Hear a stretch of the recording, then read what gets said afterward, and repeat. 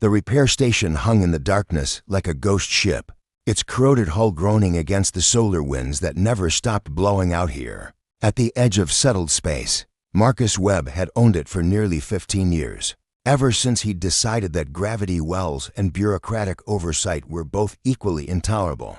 The station wasn't much a converted mining facility with 3 docking bays, a cramped workshop that smelled perpetually of burnt circuits and cooling fluid, and living quarters barely large enough to swing a wrench in. But it was his, and out here, that meant something. At 58, Marcus had the weathered appearance of someone who'd spent his life working with machines. His hands were scarred from countless cuts and chemical burns, his back permanently curved from leaning over workbenches, and his left eye had a slight squint from years of staring into the guts of malfunctioning engines. His hair had gone completely gray at 40, prematurely whitened by stress and radiation exposure during his old job at the terraforming facilities on Colony 4. He didn't mind the look anymore. It made clients trust him more, convinced them that a man who looked this worn had surely seen and fixed everything. Today he was deep in the guts of a freighter's thrust manifold. When the proximity alarm chimed softly in his pocket, Marcus didn't immediately look up. He was in the middle of recalibrating the flux capacitors, and interruption meant starting over. The chime came again, more insistent this time. He sighed, wiped his hands on the permanently stained rag that lived in his back pocket, and pulled out his portable monitor. The screen showed a small vessel dropping out of faster-than-light travel, about 200,000 kilometers from the station. Too far away to be immediate concern, but the trajectory was unmistakable. Whoever was piloting was coming directly toward him. Marcus checked the vessel registry, but the database came up empty, unregistered. His jaw tightened slightly. Unregistered ships usually meant one of 3 things: smugglers, refugees, or pirates. Given that it was a small personal vessel rather than a cargo hauler, he was betting on refugees. He made the decision quickly. Marcus had never been good at turning people away. It had gotten him in trouble before he'd been fired from 3 legitimate jobs, for being too sympathetic to displaced workers, too willing to bend rules for people who had nothing. His ex-wife had called it his fatal flaw. She'd preferred the kind of man who could see suffering and make a clean cost-benefit analysis. Marcus was not that kind of man.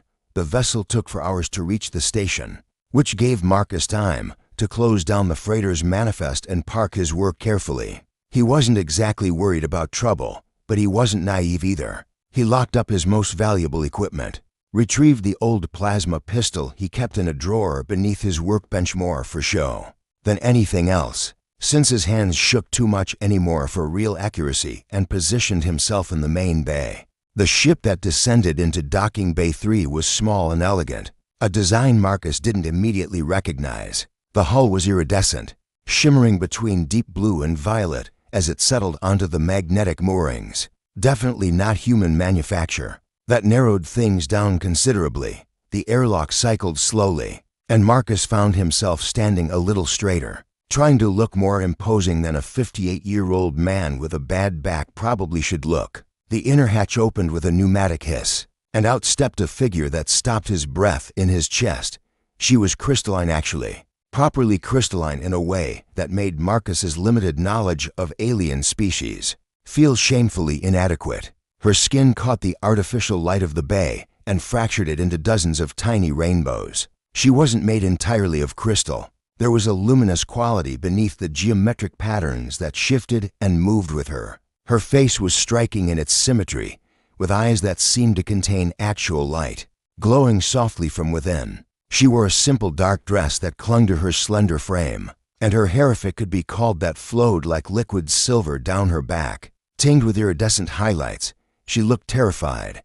"I'm not going to hurt you," Marcus said, keeping his voice gentle and his hand visible and empty. "My name is Marcus Webb. I run this repair station." The woman looked around the bay with the desperate attention of someone assessing all possible exits and threats simultaneously. Her luminous eyes landed on him, studied him for a long moment. Then the tension in her shoulders dropped fractionally. "My ship is damaged," she said. Her voice was like nothing Marcus had ever heard before, multi-layered, as though several instruments were playing the same note in harmony. "The hyperdrive is failing. I saw your station on the commercial registry. I need repairs. I can pay." Her accent was precise, but there was something off about her phrasing that suggested she was speaking a language that didn't come naturally to her. That explained part of why she looked so frightened. She was a long way from whatever world had produced her species, and she was trying to negotiate with a stranger in a foreign tongue. "The hyperdrive I can fix," Marcus said. "Most damage from faster-than-light travel I've seen before. But before we talk about payment, how about we talk about what's really going on? Because you look like you've been running from something." The woman's crystalline features seemed to become less refractive for a moment, as though she was literally dimming her own luminescence in an attempt to become less visible. The gesture was so profoundly sad that it broke something in Marcus's chest. "My name is Kalani," she said quietly. "And yes, I've been running for a very long time." And right then, looking at this terrified woman made of light and crystal, Marcus made a decision that would change everything. He was going to help her, not because it made logical sense, not because she was offering payment, but because some essential part of him that had never properly learned the cost-benefit analysis. His ex-wife had tried to teach him saw someone in need and responded the only way he knew how. "Well," he said, extending his hand in the traditional human gesture, "the first thing we do is get you somewhere safe and somewhere warm. Then we talk about that hyperdrive. And then, Kalani, you're going to tell me exactly what you're running from, and we're going to figure out what comes next." Kalani stared at his extended hand for a long moment, as though it was something she'd never seen before. Then slowly, carefully, she reached out and placed her own hand in his. Her skin was cool to the touch, smooth in a way that felt like touching glass, and yet warm with the strange internal luminescence that seemed to power her. When their hands met, she made a sound that might have been relief or might have been fear, and Marcus pulled her gently toward the interior of the station behind them. Her small ship powered down its systems, settling into the bay like an exhausted animal. Whatever journey had brought her here was over. Now the real one was about to begin. The apartment above the repair shop smelled like old coffee and machine oil, a combination that had long since stopped bothering Marcus. He'd made his life in these rooms, surrounded by the comfortable clutter of solitude. There were books everywhere, physical books, the kind that required actual paper. An expensive indulgence on the frontier stacked on shelves and in corners and beside his bed. There was a small kitchen that he used primarily for heating water for tea. There was a workshop area where he tinkered with personal projects on nights when sleep wouldn't come. And now there was Kalani, sitting carefully on the edge of his couch as though afraid the furniture might reject her. "It's nice," she said softly, looking around. "It feels like a home." Marcus busied himself making tea, giving her time to adjust to the surroundings. He'd learned over the years that people in crisis often needed a moment to acclimate to safety. That shock could make the simplest interactions overwhelming. He chose two mismatched mugs from his cabinet, a ceramic one with a faded image of Earth on it, and a blue glass one that had no particular meaning, and filled them with hot water and dried herbs he'd cultivated in the small hydroponics bay behind the shop. "Tea," he said, handing her the blue glass mug. "It won't solve anything, but it helps with the shaking." "You're shaking." Kalani looked down at her hands and seemed surprised to notice the slight tremor running through them. The crystalline quality of her skin made the vibration visible, like watching light refract through disturbed water. She wrapped her delicate fingers around the warm mug and brought it to her lips, sipping cautiously.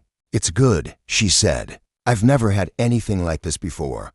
Marcus settled into the chair across from her, cradling his own mug. "You're not from around here. That much is obvious. And unregistered ships don't usually head for repair stations unless they're running on fumes and desperation. So before we talk about your hyperdrive, I think we need to talk about you." Kalani was silent for a long time. She stared into her tea as though the liquid might hold answers to questions he hadn't asked. When she finally spoke, her multi-layered voice seemed to carry a weight it hadn't before. "Solaria," she said, "that's my homeworld. It's far from human space. On the other side of the veil, that's what we call the region of space that's difficult to navigate, full of radiation and gravitational anomalies. It makes travel between our territory and human space rare. My people are not frequent traders or travelers. We prefer our worlds, our crystalline cities, our own kind. But you're here. Marcus prompted gently. I'm here because I fell in love with someone I wasn't supposed to love.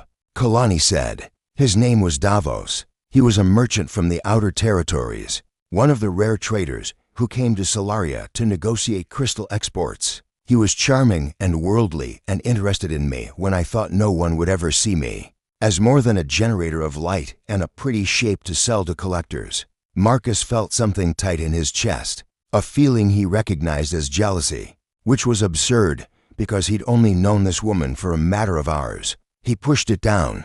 What happened? He asked. What happened, Kalani repeated, is that my family found out. Solarians are selective about breeding lines. There are old traditions about purity, about keeping our crystalline structures untainted by mixing with other species. My parents were horrified. They told me that Davos was manipulating me, that he saw me as an acquisition, not a person. But I was young and in love and convinced they were wrong.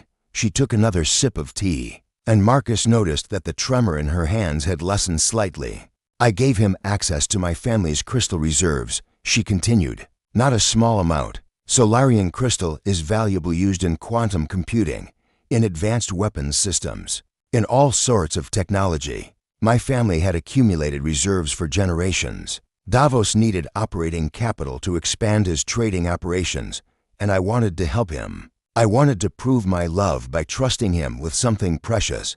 Marcus closed his eyes briefly. He'd seen this ending before, in different contexts, different species, different worlds. The ending was always the same. He took the crystals and disappeared. He said "Kela" and I nodded. Worse than that, he's been selling them piecemeal across human space, and he's been telling people that I stole them, that I'm a thief fleeing Solarian authorities. My family has issued a retrieval warrant for me, claiming I'm mentally unstable, that I've been corrupted, and Davos has been telling his business associates that there's a reward for my return. He's been spreading the word that I'm extremely valuable not for my intelligence or my kindness, but as a trophy, an exotic acquisition to be claimed and owned. How long have you been running? Marcus asked. 8 months, Kalani said. I've been moving from station to station, taking work where I could find it, trying to earn enough to reach the far side of the galaxy, where no one would know my name or my family or Davos. The ship I'm in was purchased with the last of my credits. The hyperdrive was damaged during my last jump, and I panicked. I saw your station on the registry and hoped. She trailed off, and Marcus saw tears, actual crystalline tears that caught the light forming along her luminous eyes. You hoped someone would help, Marcus finished. He set down his tea and leaned forward. Kalani, listen to me. You're safe here. This station is barely on any maps.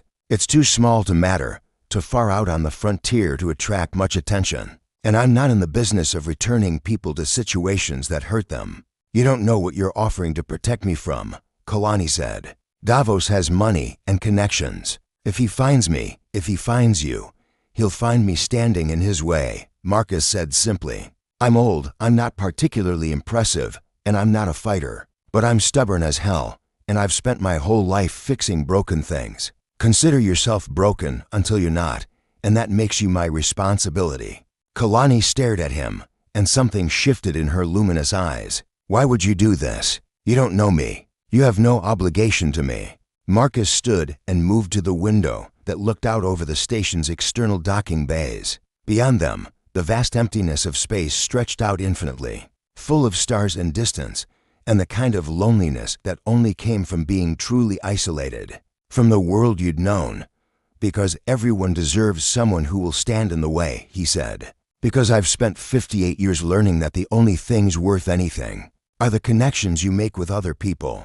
Because when I look at you, I don't see an exotic acquisition or a problem to be solved. I see a person who's been hurt and scared and is still brave enough to reach out. He turned back to face her. My ex-wife left me because she said I cared too much about things that didn't directly benefit me. She said it was impractical. She was probably right. But I've never regretted any of the choices I made to help someone. Not once. So here's what's going to happen. You're going to stay in the guest room. Tomorrow, I'm going to start working on that hyperdrive, but I'm going to take my time about it. I'm going to make sure it's not just functional but solid. And while I'm working, you're going to rest and eat and tell me about Solaria and your life there. And I'm going to listen. And then? Kalani asked. And then, Marcus said, we're going to figure out what comes next, together. Kalani stood up slowly, her crystalline form catching the artificial light in a way that made her seem almost unreal. A person made of refracted dreams and impossible geometry. She crossed the distance between them and hesitantly reached out to touch his face.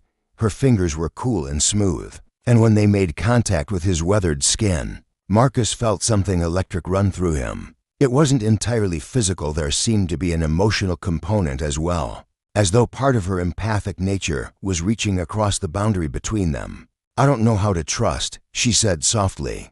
Every time I've trusted, I've been used or betrayed or told I was wrong for trusting at all. That's because you've been trusting the wrong people, Marcus said. But you can trust me, and I know that sounds impossible right now, and I know that words don't mean much coming from a stranger, but I'm going to prove it to you, day by day, choice by choice. Whatever you need, Kalani, that's what I'm offering. She pulled her hand back and looked at him for a long moment, her luminous eyes searching his face as though trying to read something written there. Okay. She said finally, okay, I'll stay. I'll trust you. But Marcus, you need to understand something. Davos doesn't forgive defiance. He doesn't stop looking for what he's lost. If you protect me, you're making him your enemy. You're putting yourself in danger. Marcus smiled, and it was a sad, knowing smile of someone who'd already made peace with difficult choices. Kalani, he said, I've been alone for a long time. Danger's not much compared to that. And right now, the only thing I'm worried about is getting you somewhere safe where you can breathe without constantly looking over your shoulder. Everything else can wait. That night, after he'd shown her to the guest room and returned to his own bed, Marcus found sleep impossible. He lay in the darkness and thought about the strange alchemy that sometimes happened between two people. How you could meet someone at exactly the right moment of desperation, at exactly the right confluence of need and loneliness, and suddenly they mattered more than anything else in the world. He thought about. 3 weeks had passed since Kalani arrived at the station, and in that time, Marcus had learned that love wasn't something that happened all at once. It was incremental. It was the small moments accumulating into something undeniable. It was watching her discover the taste of different foods from across human space, her crystalline face lighting up when she found a flavor she enjoyed. It was listening to her read his books aloud, her multi-layered voice bringing new dimensions to stories he'd read 100 times. It was the way she'd started to smile more freely, the fear gradually receding from her luminous eyes as she began to believe that maybe, finally, she was safe. But safety was a fragile thing, built on the assumption that distance and obscurity would hold. Marcus should have known better. He'd lived long enough to understand that the universe had a way of collapsing the spaces you relied on. The message came through his personal communications channel on a morning when Kalani was in the kitchen preparing breakfast, something she'd become surprisingly skilled at, despite having grown up in a crystalline palace where food preparation was likely handled by servants. Marcus Webb, the encrypted message began, and his stomach dropped at the sight of the sender's identification. I believe you have something that belongs to me. I'm willing to discuss a fair exchange. Meet me at Port Vega, Trading Hub 7, in 3 days. Come alone. Bring Kalani, and we can negotiate terms. Refuse, and I'll assume you want to do this the difficult way. The message was signed simply Davos. Marcus stared at the screen for a long time, feeling the weight of inevitability settle on his shoulders. He'd known this was coming. Of course he'd known. People like Davos didn't stop looking for what they'd lost. They didn't accept that sometimes the things you'd discarded or used were no longer yours to claim. Kalani appeared in the doorway, carrying 2 plates of food. Her crystalline form was particularly luminous in the morning light, refracting the sunshine that streamed through the windows into dozens of tiny rainbows. She took one look at his face, and the plates slipped from her fingers, shattering on the floor. He found us, she said. It wasn't a question. Marcus showed her the message. Kalani read it twice, her glow dimming with each word, until she was barely luminous at all, her crystalline skin taking on the appearance of frosted glass. "We need to leave," she said immediately. "We need to get you out of here. I'll take the ship. I'll go somewhere else. I'll lead him away." "No," Marcus said, standing up. "We're not doing that. Marcus, you don't understand what he's capable of. He's already sent people after me before. They came with weapons, with nets, with technology designed to contain my kind. If he comes here in person, it means he's serious about reclaiming what he thinks I owe him. And if he finds you've been harboring me, then he'll have a problem with me," Marcus finished. "Which is fine. I'm not exactly defenseless, Kalani, and I'm sure as hell not going to spend the rest of my life looking over my shoulder, waiting for him to find us again. If Davos wants to finish this, then we finish it. But we do it on terms where we have some control. You want to go to Port Vega," Kalani said slowly. "You want to confront him. I want to face him down in public, where he can't just take what he wants without consequences," Marcus said. "Port Vega is neutral territory. It's monitored by station authorities. He might be wealthy and connected, but even his money has limits in a place like that. And more importantly, it puts you in a position of agency. Instead of running, instead of hiding, you're choosing to face him. That's not nothing." Kalani turned away from him, her luminous form moving to the window, where she could look out toward the vast emptiness of space. When she spoke, her voice was so quiet that Marcus almost couldn't hear it. "I'm afraid," she said. "Not of him. I'm afraid of losing you. When I first came here, I thought of you as a refuge, a temporary safety. But somewhere in the past 3 weeks, you became more than that. You became important. And if something happens to you, because of me," Marcus crossed the distance between them and took her crystalline hand in his weathered one. Her skin was cool, but her luminescence was beginning to return, brightening with his touch. "Nothing is going to happen to me," he said. And he tried to pour all the certainty he could muster into those words. "But even if it did, even if the worst possible outcome occurred, I would still choose this. I would still choose you. Because living without you, going back to that lonely existence of fixing machines and drinking bad coffee, and pretending like my life meant something that's not living, Kalani, that's just existing. And I've had enough of existing." She turned to face him, her luminous eyes searching his face. "You love me," she said. It wasn't a question. "I do," Marcus said simply.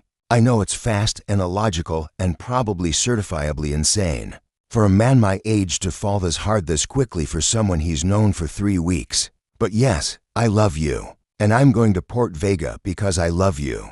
And because the only way we ever get to have a future together is if we stop running." Kalani reached up and touched his face, her cool fingers tracing the lines and scars that mapped the landscape of his weathered skin. Then she pulled him down and kissed him, and it was tender and terrified and full of every complicated emotion that existed between them. When they broke apart, both breathing hard, she rested her forehead against his. "If we're going to do this," she said softly, "we're going to do it right. Not just you and me. We're going to need allies. We're going to need people who can testify to what Davos has done, who can support our version of events. And we're going to need to be prepared for the possibility that he brought security with him." Marcus pulled back to look at her. "You've been thinking about this. My family trained me well," Kalani said. "Among Solarians, politics and strategy are forms of art. We play the long game. And Davos is a merchant, which means he thinks in terms of profit and loss. We need to make the cost of pursuing me higher than any potential benefit." So they began to prepare. Marcus contacted a few old colleagues from his days working in colonial administration, people who owed him favors or respected his judgment enough to listen. He explained, carefully and without revealing too much, that he needed character witnesses for a situation that might get legally complicated. He was vague enough that no one asked too many questions, and far enough removed from his old life that most people assumed it was about business. Kelani, meanwhile, began documenting everything. She wrote a detailed account of her escape from Solaria, of Davos's theft and manipulation, of the months she'd spent hiding and running. She recorded her story on encrypted files that could be accessed by multiple parties. She was building a narrative that transcended his ability to suppress it. 2 days before they were supposed to leave for Port Vega, Marcus received another message. This one was from a source he didn't recognize, but the content was specific enough to be credible. Davos had arrived at Port Vega early. He'd rented a private facility in the commercial district. He'd brought security personnel, and he'd been asking questions about any recent dealings with unregistered vessels or unusual personnel that the net was closing. But Marcus and Kalani were ready. Port Vega was exactly what Marcus remembered it being, a sprawling station built into the asteroid, of the same name, filled with traders from a dozen different species, law enforcement from 3 different jurisdictions, and the kind of casual moral ambiguity that came from existing in the spaces between governments. The marketplace at the station center was a marvel of architecture and chaos, with vendor stalls stacked impossibly high, walkways that twisted in directions that seemed to defy physics, and the kind of crowd that could hide entire conspiracies or make hiding impossible. Depending on your perspective. Marcus and Kalani arrived at mid-morning, moving through the marketplace with deliberate casualness. They'd agreed beforehand not to appear together too obviously. Kalani had taken steps to partially disguise her appearance, a hooded cloak that muted her luminescence, careful angles that prevented casual observation from revealing her true form. They moved through the crowd separately, circling each other like planets in orbit, always aware of each other's position, but never appearing connected.